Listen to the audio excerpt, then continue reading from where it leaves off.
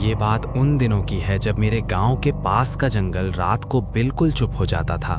इतना चुप कि सांस लेने की आवाज भी डर लगती थी। और उस गांव में एक लड़का था जिसका नाम सलीम था। उम्र कोई 22-23 साल, सीधा साधा खेतों में काम करने वाला, जिसे जिंदगी में कभी किसी चीज से डर नहीं लगा था। लेकिन जो उस रात उसके साथ हुआ वो उसने अपनी माँ को कांपते हाथों से बताया, और उसकी माँ ने रोते हुए मेरे चाचा को बताया, और मेरे चाचा ने वो बात आज तक किसी को नहीं बताई सिवाय मुझे। और मैं वो बात आज आपको बताने जा रहा हूँ। सलीम उस शाम पड़ोसी गांव से लौट रहा था। रास्ता जंगल के बीच से गुजरता था, लगभग 3 कोस का रास्ता, जिसे वो सैकड़ों बार तय कर चुका था, दिन में भी और कभी कभी रात में भी। इसलिए उसे कोई डर नहीं था। उसके कंधे पर एक झोला था और हाथ में एक पुरानी टॉर्च, जिसकी रोशनी थोड़ी कमजोर थी। जंगल में घुसते ही उसे एहसास हुआ कि आज रात कुछ अलग है।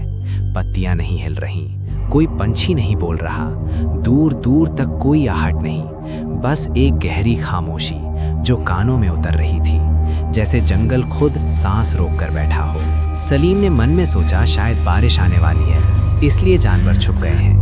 उसने अपनी चाल तेज कर ली और आगे बढ़ता रहा। तभी उसे दूर से एक आवाज सुनाई दी, बहुत धीमी, बहुत हल्की, जैसे कोई उसका नाम पुकार रहा हो।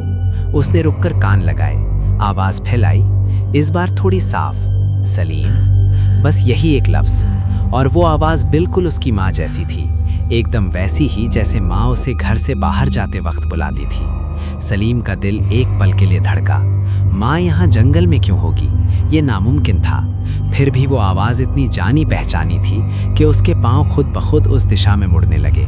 उसने 2-3 कदम उठाए, फिर अचानक रुक गया, क्योंकि उसे अपने दादा की बात याद आ गई, जो वो बचपन में कहा करते थे कि जंगल में अगर कोई जानी पहचानी आवाज सुनाई दे तो उसके पीछे कभी मत जाना, वो आवाज कभी इंसान की नहीं होती। सलीम ने अपने आप को रोका, जोर से कलमा पढ़ा और सीधे रास्ते पर चलने लगा।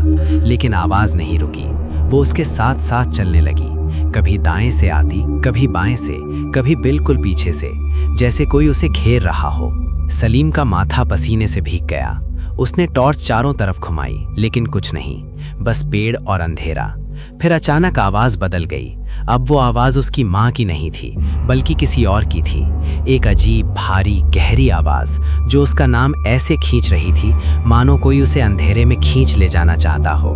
अब सलीम खुद को रोक नहीं पाया और दौड़ने लगा।